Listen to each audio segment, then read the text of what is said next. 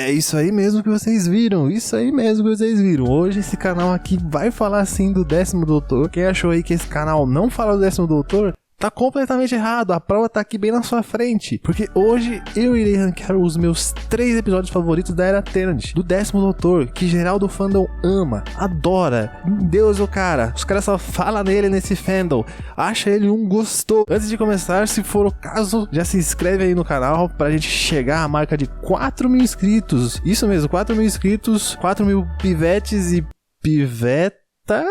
Não, melhor não, né? Melhor ficar só no 4.000 inscritos, vai. 4.000 inscritos aí, então bora lá começar. Então bora lá começar esse rank aí. Já começamos o vídeo a 1.000 mesmo. E é isso, velho, porque trata-se de 10º Doutor, entendeu? Doutor empoderado, doutor de atitude, que chega e fala eu sou o doutor mesmo. E é isso aí, entendeu? Então bora lá.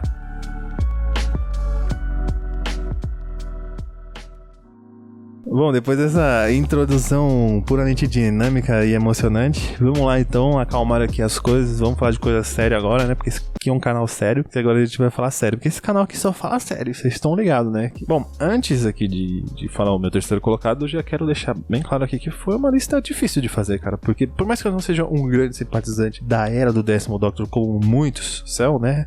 Como eu relatei no começo, né? O que o pessoal acha do 10º Doctor no geral, no fandom, né? Quando se trata das melhores histórias do 10º Doutor, eu fico, tipo, perdido pra decidir. As histórias, assim, tem um quê de qualidade, assim, muito alto. Então, já aviso aqui pra vocês não se assustarem. Sei lá, se o terceiro colocado pra vocês era pra ser o primeiro, ou se o segundo era pra ser o primeiro, ou o segundo era pra ser o terceiro era pra ser o primeiro, e por aí vai. Entendeu? Mas então, bora lá. Começando então na terceira posição, temos Silence in the Library e Forest of the Dead. Bom, dos episódios mais notáveis aí da quarta temporada, eu já começo falando do próprio Steven Moffat, porque em um determinado ponto do meu rewatch, né, desse episódio, eu comecei a fazer um contraste, né, eu fiz uma observação em relação ao Steven Moffat, aos roteiros dele, à escrita dele, né, e comecei a fazer um contraste das histórias dele sendo reproduzidas no período que ele assumiu como showrunner, né, e no período que ele fazia parte meio que de um time de escritores do Russell T. Davies, certo? Bom, todo entusiasta do New Who, fã do New Who, sabe, né, que o Steven Moffat tem como marca registrada trazer toda aquela atmosfera fantasiosa, né, de viajar na TARDIS, que cada episódio é uma fantasia, assim, pelo tempo e espaço incrível, assim, legal, né, e geralmente trazendo histórias com bastante dinâmica, né, às vezes até meio que exagerada, cheio de plot twists, né, aparece aquilo, aí depois aquilo e isso, ele tem muito aquela coisa de induzir o teu público a achar que vai acontecer tal coisa, ou que a explicação de algo é tal coisa, depois ele acaba surpreendendo e acontece outra, e na verdade é uma outra coisa, né? E como eu já disse outras vezes aqui no canal, anteriormente aqui no canal, eu acho que essa proposta inicialmente deu muito certo com o Steven Moffat na quinta temporada, mas depois eu acho que ele acabou se perdendo um pouco, trazendo enredos e arcos, mistérios, assim, no decorrer de suas temporadas um pouco que exagerados, né? Muito over the top. Já houve tempos que eu achava isso bem mais exagerado e hoje em dia eu não acho tanto, mas ainda sim, eu acho, entendeu?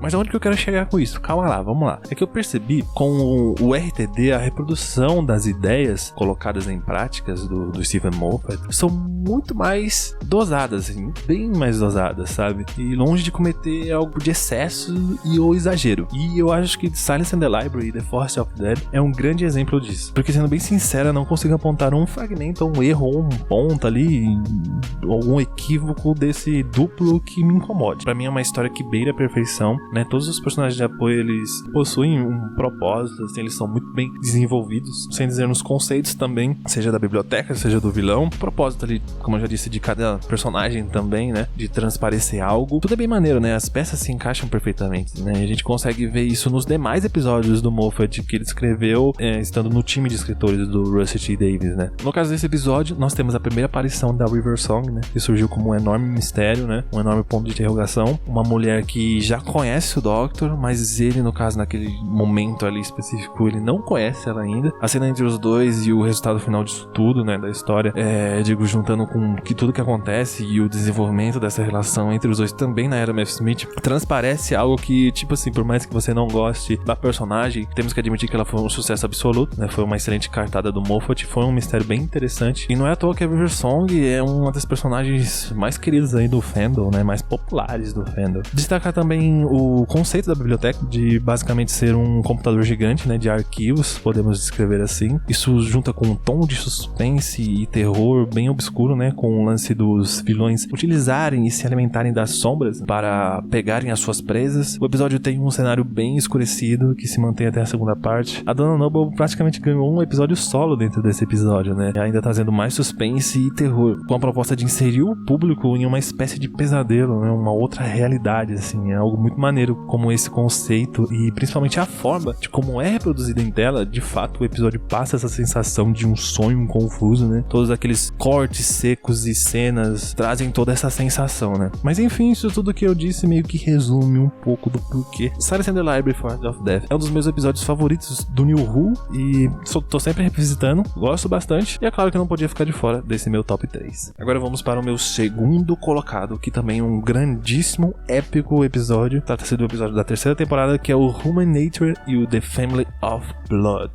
Eu não sei se muitos sabem, mas essa história não é originalmente do New Who, né, ou da terceira temporada, mas sim é uma adaptação de um livro da Virgin, livros lançados lá no período inicial do hiato, mais ou menos no período inicial, um pouco mais pra frente, que a série sofreu, né, após a série clássica ser interrompida, ser cancelada. Então, quadrinhos, audiodramas da Big Finish, livro, entre outros materiais, preencheram todo esse período aí que Doctor Who ficou ausente. No caso, eu não li o livro, eu só li algumas reviews, algumas curiosidades, então eu nem vou tentar fazer uma espécie de comparação no caso desse vídeo aqui. Quem sabe futuramente eu posso pegar e ler o livro com a ajuda de um audiobook e depois trazer um vídeo especialmente só pra ele, fazendo essa comparação da série de TV com o livro, né, para ver se tem alguma diferença entre ambos. Mas enfim, no caso, esse livro a gente tem o sétimo doutor, né? Porque naquela época nem imaginava na existência do 10º, mas enfim. A gente tem o sétimo doutor como personagem principal e parece que todo o conceito e as ideias são bem semelhantes ou são as mesmas, né? Do que foi reproduzido no episódio da série de TV. Mas enfim, agora falando dele em si, né? Da versão da série de TV, que foi feita pra série de TV. Pra mim, esse duplo da terceira temporada, essa adaptação é simplesmente perfeita, assim. É uma das melhores coisas que Doctor Who já produziu. Talvez um dos melhores desempenhos que a série já mostrou em tela. Eu digo desempenho no sentido de produção e principalmente nas atuações. Assim, o David Tennant tem uma performance que eu acho que a palavra excelente ainda é muito pouco pra descrever, sabe? É algo monstruoso. Eu não sei se na época ele ainda era considerado um ator top, assim, de linha,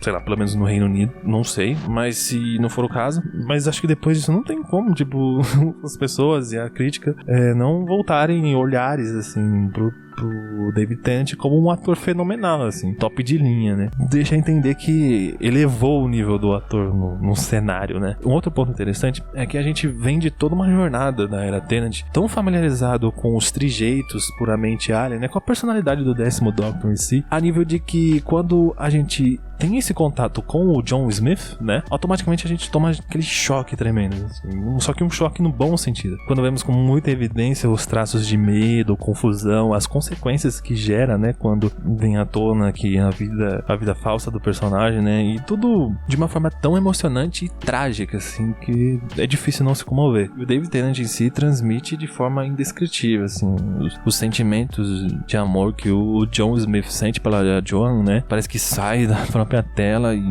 vem e entra, assim, no nosso coração, né? Parando um pouco pra pensar, talvez o ator se arriscou, né? Em entregar essa versão puramente humana do seu personagem. Poderia muito bem não ficar boa por conta dessa carga que eu comentei anteriormente, né? Que a gente adquiriu desde da sua história de estreia, né?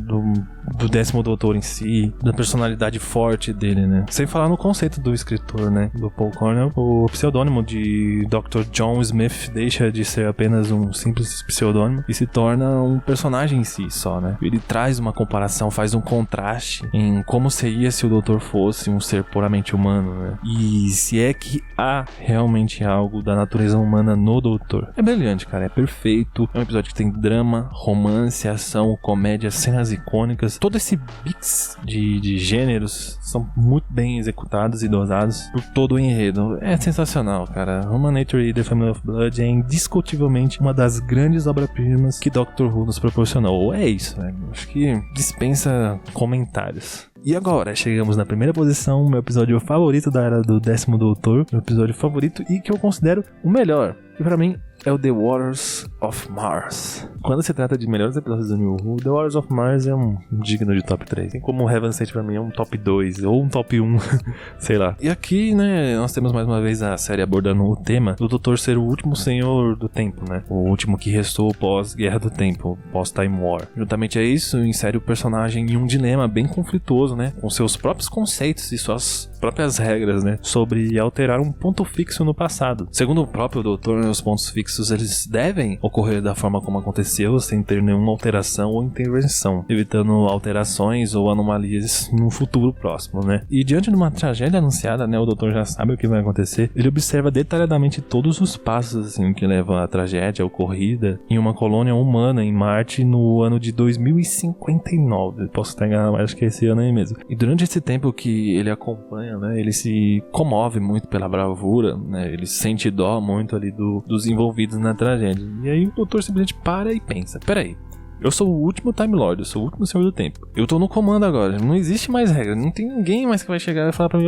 pera aí que isso aí tá errado, tá contra as leis do tempo. Então eu que dito as coisas, cara, da forma como eu quero. Ele acaba intervindo então e acaba salvando alguns dos tripulantes com essa justificativa, mas esquecendo das consequências que isso pode gerar. É praticamente um comparativo entre agir pela emoção, né, pelo coração e não pela razão, no caso pelo cérebro, né. E aí a Adelaide, que é uma das personagens principais, junto com o 10º dessa história, no caso, ela questiona esse ato arrogante do Doutor, principalmente quando ele descreve que os envolvidos lá são pessoas pequenas, né, são casos pequenos no caso, né, alguma coisa assim, ele descreve dessa forma. E além disso tem todo aquele discurso dele que ele se declara, tipo, eu sou o vencedor da guerra e não um sobrevivente, né, você sabe, toda a arrogância que tem ali no final. Aí que tá sacado, o jogo acaba virando, porque quando nós, o público, achamos que o Doutor estava fazendo certo, tipo, esse aí do Doutor salva o pessoal, não deixa pessoas morrer, somos automaticamente freados, assim, pelo um outro modo de pensar que é o da Adelaide. Ela acaba questionando e chega e solta, assim, né, tipo, quem decidiu que são pessoas pequenas ou casos pequenos, né, quem decide que algo deve ser considerado mais importante que outra coisa, ou isso é mais importante que aquilo, né, é você, no caso, Doutor, é você que decide? Esse é um poder que ninguém deveria ter, ninguém pode desafiar o tempo, né, e nós ficamos tipo, uou, ela tem um ponto. Ela tem um ponto. É interessante isso, porque dá até pra fazer uma reflexão de como alguém pode ser corrompido pelo poder. Aí o Doctor vai lá, né, continua batendo o pé e tal, e aí com resposta a isso ela acaba se suicidando, cara. Mantendo a história intacta, né, passando meio que uma mensagem pro 10º, assim, como se parecesse na tela gigante, assim, que ele, tipo, você foi longe demais. Sabe, esse tipo de atitude sempre tem um preço, né, a se pagar. Aí depois disso nós caminhamos, né, para os próximos episódios, onde acompanharemos os últimos e dramáticos passos dessa encarnação. Então é isso, né, galera? The Waters of Mars pra mim é simplesmente brilhante. Toda aquela sequência relatando o que antecede a tragédia, né? Aquela cena do Doutor caminhando de volta pra Tardes, todo comovido assim, é fantástico, é muito envolvente, né? Você se sente comovido com aquilo tudo também. E é interessante também como o ator acabou sendo bem sucedido, né, com o resultado final do episódio em si, porque a gente vê algumas versões diferentes, assim, algumas camadas diferentes da 10ª encarnação. Começa lá o episódio com ele mais leve, descontraído, aí depois cai para uma versão mais dramática, né, apresentando sentimentos de angústia, uma certa indecisão, e por fim a gente vê uma versão mais arrogante, assim, né, que empeita todo mundo, corrompida pelo poder, podemos considerar, né? E é muito legal essa alternância também de pensamentos que eu comentei anteriormente, dos dois personagens, né? A gente começa lá achando que o Doutor tinha razão de fazer aquilo tudo e depois a gente é freado e acaba questionando, o público acaba questionando o ato do Doutor. Ah, e o robô, o Gabbett, ele realmente ele é tosco, mas com o tempo eu me acostumo, acabo gostando mais dele. É um elemento cômico da história, entendeu? É divertido. Aí sim. Bom, pessoal, então esse foi os meus 3 episódios favoritos da Era Tennant. E agora eu quero saber aí de vocês nos comentários quais são os seus 3 episódios favoritos, os 3 episódios que vocês consideram os melhores da Era Tennant. Deixa aí embaixo então que eu quero muito saber. Ah, e segue a gente lá no Instagram. O link vai estar tanto na descrição quanto nos comentários fixados. Lá você encontra memes, né? A gente sempre tá colocando memes novos. Tem review de audiodramas da Big Finish. E às vezes eu posto nos stories o que eu estou consumindo de Doctor Who. E é claro que você vai ficando atualizado também das novidades do canal. Quando sair vídeos novos, né? Publicações novas. Vai estar lá tudo no Instagram. É onde eu fico mais ativo, assim. Então é isso, pessoal. Eu vou indo nessa. Se inscreva no canal. Deixa o seu like. Compartilha ele com um amigo seu que não conhece ainda. Vamos chegar a 4.000 e até a próxima. Fui!